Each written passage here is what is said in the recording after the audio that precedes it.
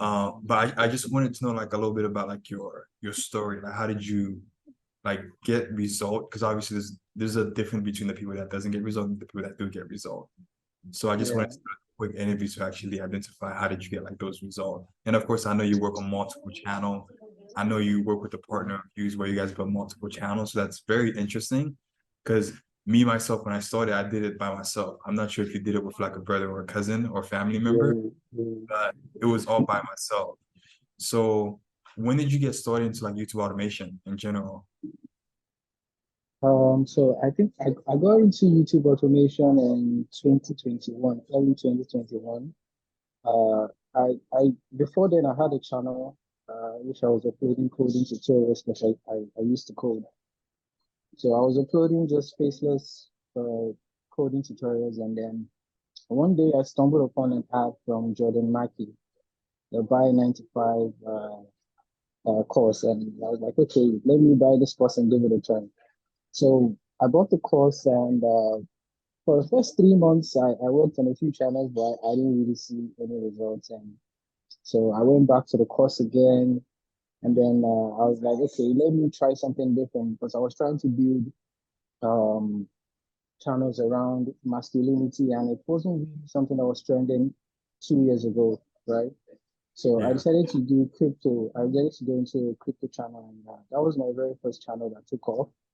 Yeah, and at some point the channel was making like 2 to 3 grand a month, and I got offers from people who wanted to buy it. And I decided not to sell it, right? And then it got demonetized a few months later, and I was like, whoa.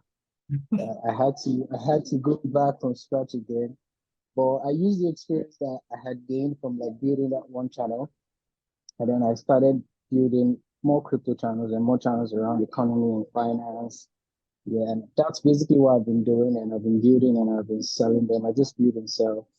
So I wanted to try something different, and I've actually been watching some of your videos on YouTube actually, and I saw a video where you did about the niche the anime niche, and I was like, oh, okay, okay, okay. That was the very first time I found out about the anime niche, and I was like, okay. But at that point, it was a bit saturated. I noticed that a lot of people were like getting into the niche, and I was like, okay, if I want to go into a niche, I specifically like to go into niches that are unsaturated. And my partner told me about manga, right? Because he's also like a big time YouTuber. He has a channel with over 1 million subs, and he was like, okay, let's do manga.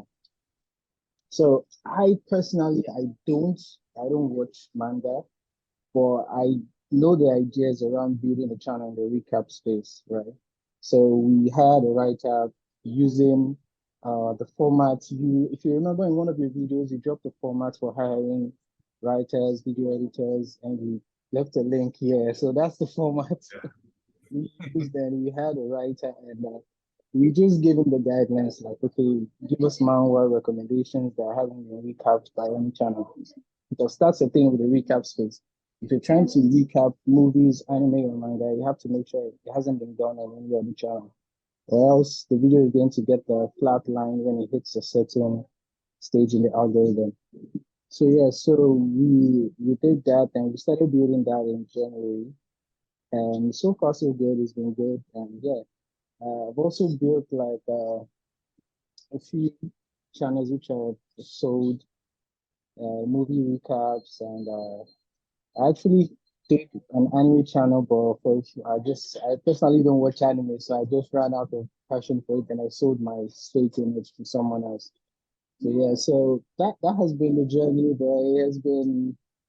I'm glad I had guys like you and Jordan to learn from on the way. Yeah, That's crazy. So you started 2 years ago, basically, and I yeah, guess most of the result came like earlier this year. So like about um I want to say 11 months ago, right? Because that's when you got yeah, into, yeah, and I don't know if yeah, what inspired to get into the crypto space, but in 2020, I think it was 2020, 2021, my my biggest earning I've ever made on YouTube I made like 200,000 with like it was like one channel. I've used to own Oh, Inform Few. I own Inform Few, Think Wealthy, okay. and also a Oh, couple other oh, channels. What would you say? Because you spent a year and a half without not getting much result. Um, yeah. which I actually applaud you for that because most people they just give up. Yeah, true, It took me true. That's six true. months, but I remember when I started, I told myself I'm gonna figure this thing out, even if it took me like a year. But it took me 6 months, and I was working with like 7 channels. I remember I went very heavy and very hard, so I felt a lot I got demonetized, and that was before I joined Jordan course. Um, Yeah, because I tried everything by myself, and I just had so much failure. And then after 6 months, I had one channel that took off, and that was like the first ever yeah. breakthrough.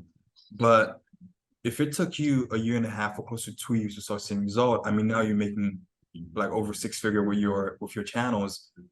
What was the different, would you say, that from that failure period to that success period? So I would say that at the first when I first got into it, the mistake I made was not doing proper research before going into a niche. I would say that, but I would literally just go on vidIQ, search for a keyword. If it has a high set volume, I'll just make a video on it. And the more I did that, the more I realized that it's more than keywords, Mhm. right? And that I realized that I had to try something different. And that was why when we got into like the recap space, and I noticed that, oh, you don't really need high search volume keywords to make a channel go viral. That was like the turning point for me because I used to fixate so much on that detail. And sometimes the data on vidIQ is wrong.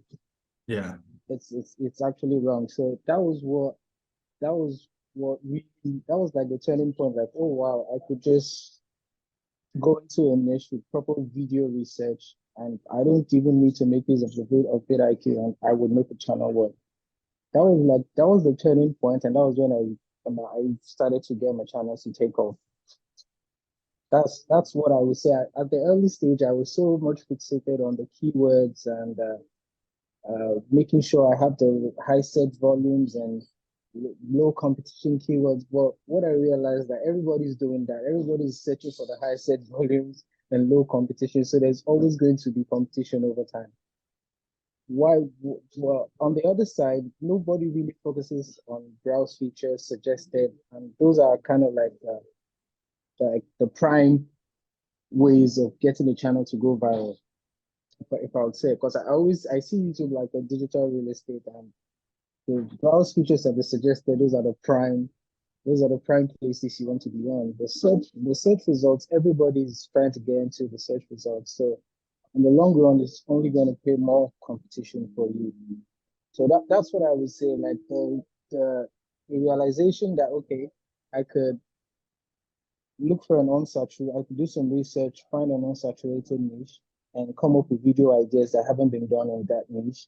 And the algorithm would just basically suggest the contents. And because it hasn't been done before, it will get millions of views. That quickly made me realize that, okay, I don't need to spend so much time looking for the right keywords. I just need to make sure I come up with video ideas that are unique and haven't been done by another channel. I think that was the point of realization for me. And also, when I first started, I was doing everything on my own. I was making the voiceovers. I did not set up systems that would work if I wasn't there. For instance, I wasn't using Trello at the beginning. My writer would write the script, give it to me. I will make a voiceover. I will give it to the video editor. So there were too many broken parts. Mhm. But I did some research into project automation, and I watched a few YouTube videos on it, and then I started using Trello. I started using Notion, and sort of like made the team feel more together. Because right now, my script writers talk to my other script writers on my other channels. My video editors, they talk to my other video editors on my other channel. So even if I'm not there, there are certain things that they can figure out on their own. and it just saves time and it helps us get things done faster. So that's what those are the two basic things that I realized, uh, which changed my which changed the results I was getting from for the first year. I think it was about a year till early last year, early late mid last year when I started getting results. Okay, okay. Okay, okay, okay. And no, that's amazing. Last thing I wanted to ask you is obviously I bought a channel from you Yeah, yeah, that was making 1,000 to 2 to 3. I think it was around close to $2,000 a month, and I bought it from you. yeah, yeah, Um, that's me myself. I also sell channel. Sometimes I'll grow channel. I'll sell them for a higher profit. yeah, Most obviously the fact that you mentioned like digital real estate, the fact that of course you have an exit. If you have an asset making like 3,000, 4, 5,000, there's a lot of people that are willing to actually buy that channel from you. How did you yeah, sure. how did you like get into that? Was it just somebody reach out to you, or you were like, huh, I just want to sell the channel and make more money? Uh, okay, so for that channel in particular, the one you bought, right? Yeah. Yeah, so yeah, I had a partner, a different partner for that channel. He was just getting into the YouTube automation thing, and he was like, oh, he wants to work with, he wants me to like, teach him, and so I told him, okay, why don't we just work together, Mhm. right? So I was like, okay, let me do some research, and he told me, I asked him what are some of his interests, and he said he watches like a lot of cartoons and things. I was like, okay, and then I did some research and I noticed a few channels and they're making cartoon recaps and they were getting thousands and millions of views. So I said, okay, let's go into this niche. And so I told him, I basically gave him the guidelines, like, okay, let's go for cartoons that haven't been recapped on any other channel. We have to make sure it hasn't been recapped or else it would get to a point and the algorithm wouldn't push it to new viewers anymore because they've already watched it. So we did that. He came up with the suggestions, and yeah, and We started uploading videos. So while that was taking off, we we started a new channel in the manga niche. Uh, Aside from the other one I already had. So that's like basically what the reason why we decided to sell that particular one because we couldn't allocate any more time to it. And he was saying that he doesn't really watch cartoons anymore, so he doesn't really know how to keep coming up with the suggestions, and he wants to like focus on the manga channel. So that was when we decided that okay, let's just put this up to sell because I don't have the time also to, and I didn't want to just hire someone to do that. So I did. So that was when we decided, okay, let's sell this channel and go invest in something else. That's actually Yeah, no amazing. problem. Uh, and the fact that you brought on the partner to come up with a good idea for you, basically. Yeah, yeah. And was it like a friend, or was it someone like you found on Fiverr and Upwork, or like a freelancer website? Okay, so I met him through a video editor. I actually haven't met this person one on one before. He had a team of video editors, and I was working with them. And then he was like, oh, that he was working with me and was seeing results on some of the channels, and he wanted to get into it. So he offered to like pay me to coach him, and I told him, okay, I don't have time to do like a one-on-one coaching, but we can work on something together. We can build something together. And I think that's like the fastest way to learn, making the mistakes and being right there in the field. So I basically used that channel to like give him like, okay, this is what it takes to like grow a channel in this niche. Right.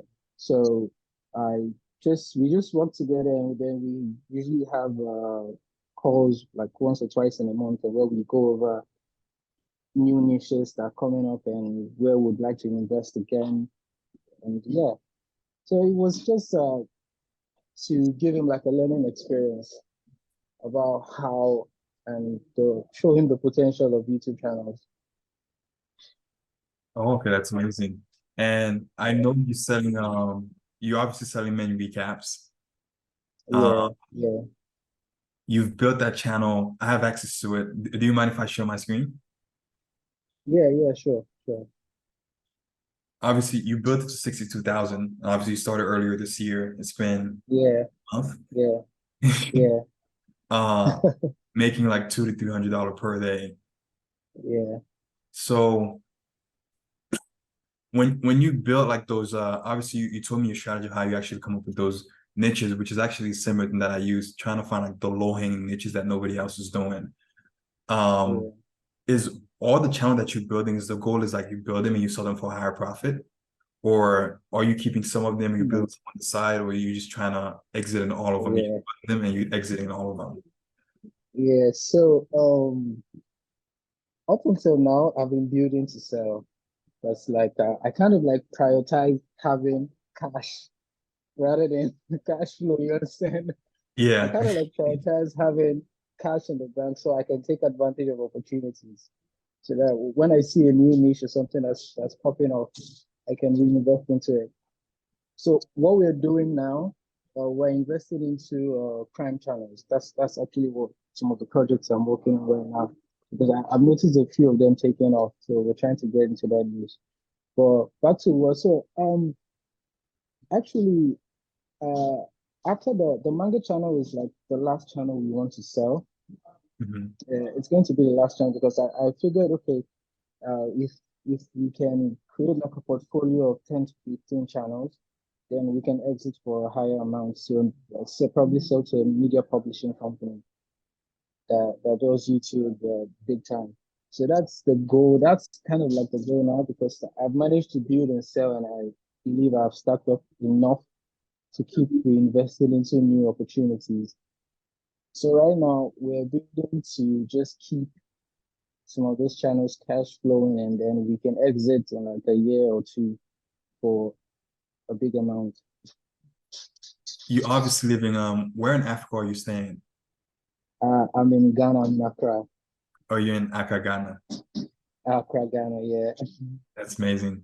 Last thing, for any beginner that is starting out, what is just, if you just had one advice to give them, what would you give them? Just one advice. Just one advice. So, my advice would be to to start as early as if you have an idea of if you have an account, and this is something I've noticed with beginners. They're always trying to look for the perfect niche.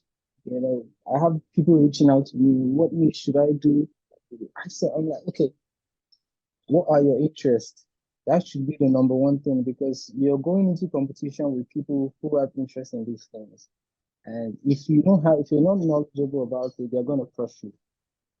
So list down your interests and then go on YouTube and search for these things that you're interested in.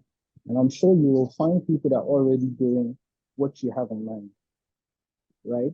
So when you find channels like that, you just study their titles, study their thumbnails, study their keywords, and just the content doesn't have to be perfect, right?